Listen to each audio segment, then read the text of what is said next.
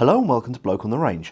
Now, being British and a shooter, there is quite a lot of mythology around the so-called Mad Minute, and it's often reported, incorrectly shall we say, that there was a qualification practice for soldiers pre-World War I that required them to fire at least 15 rounds in a minute accurately at 300 yards for their pay.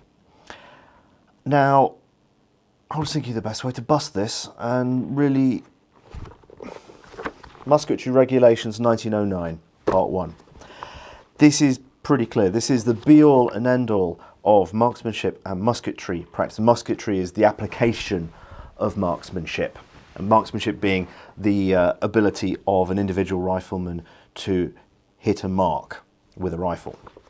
Now, this particular book outlines the entirety of the qualifying, training and classification practices required of a regular soldier in an cavalry, infantry or Royal Engineers. Now, it's absolutely exhaustive, and the closest that comes to the Mad Minute myth is practice 22, which is rapid, second class figure target, 300 yards, 15 rounds, so not at least 15 rounds, I mean 15 rounds, lying. Rifle to be loaded 4 rounds in the magazine before the target appears, loading from the pouch or bandolier by 5 rounds afterwards, 1 minute allowed. However, beyond that, for the average soldier, that is probably the highest number of rounds they will fire in a minute. Now, obviously, you could give it loads and use less than your minute, but you are unlikely to have ever fired faster than that in training. Why? Well, because the ammunition allowance in total was 250 per man. So now shooting the entire qualification, training and classification table means that you need 30 rounds, 60 rounds and 50 rounds, 110, so that's 140 rounds. Then there's 35 rounds allocated for individual field practices, so field firing on difficult to see targets in field conditions rather than on a square range. There was another 50 rounds intended for collective field practices, which was actually more to do with officers and NCOs directing the fire of a platoon or a company or possibly even a battalion, would be a bit crazy. And then there were 25 surplus rounds for a total of 250 rounds per year per trained soldier. That's it. There is not enough left over there for every soldier to be given an opportunity to give it loads. Now, as for the reported records, well, there's the 36 rounds in a minute at 300 metres by Jesse Wallingford and 38 by a Sergeant Snoxall. Now, Snoxall appears in one post-Second World War book, and there's no other record of him. He probably didn't exist. Wallingford, on the other hand, was real. He was an instructor. He was a captain in the First World War, mostly involved in marksmanship, musketry training, was seconded to the New Zealand forces and participated in Gallipoli.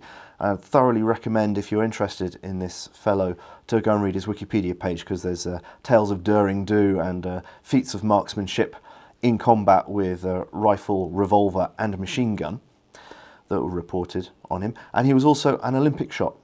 He shot in the 1908 Olympics both rifle and pistol, and got bronze in the team pistol event.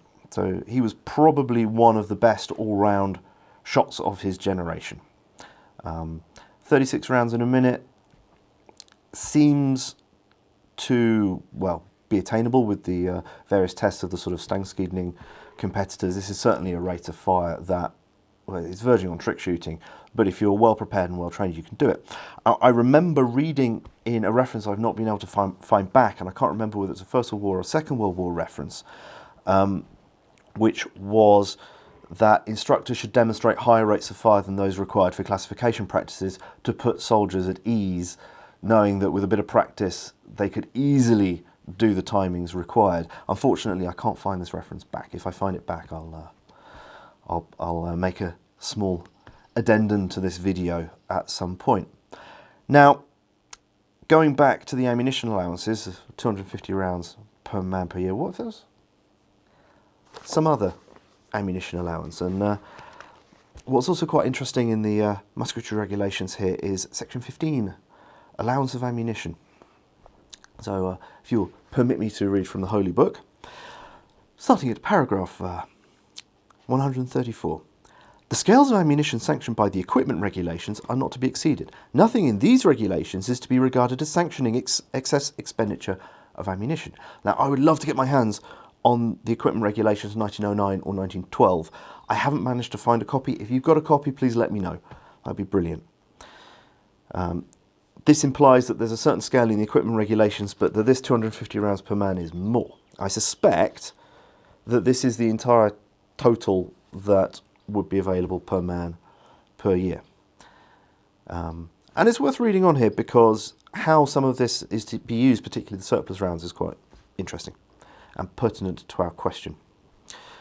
So the allotment for regular forces may be drawn for each recruit and trained soldier who begins to file Table A, which is for recruits, or Table B, which is what we're discussing here. The allowance of ammunition made to general officers and to officers commanding for purposes of inspection and testing accuracy of scoring is given in Equipment Regulations Part 1, 1909. General officers commanding in chief are in addition authorised to reserve 10 rounds per man of the annual allowance of ball ammunition to enable them to test by inspection the execution of range and field practices. And we're not talking massive amounts of ammunition here. This is like, oh, we can reserve 10 rounds per man and then take a company off and give them 20 rounds each of range and field practices, or we could take everyone out and they can do 10 rounds. This is not really much. 139 though, the round shown as surplus in tables A and B, so in table B the surplus rounds is 25 rounds per man, will be distributed primarily by commanding officers for the following purposes. Repetition firing is prescribed in the tables, so if you need to redo something. 15 rounds per man to be expended by company commanders for further training of indifferent shots. The further training of recruits. Fire direction practices. The testing of rifles where necessary, so testing their function and their accuracy. Occasional shots on the rifle range. 10 rounds per man who commences the course of voluntary practice. Any surplus available after the above requirements have been fulfilled will be distributed to companies for general practice. It is not to be used for practice for competitions. Basically, there's not enough ammunition for it to have been anything more than a demonstration, an instructor's demonstration, something to set the minds of soldiers at ease about 15 rounds in a minute. It's just logistically, there's just not enough ammunition available for it to be anything more than that. And I think that pretty much settles it. Now, this doesn't stop the Mad Minute being the basis for great fun competitions that I did back in the UK. It's not going to stop us testing Mad Minute style things with various rifles to see which is the fastest, because why not?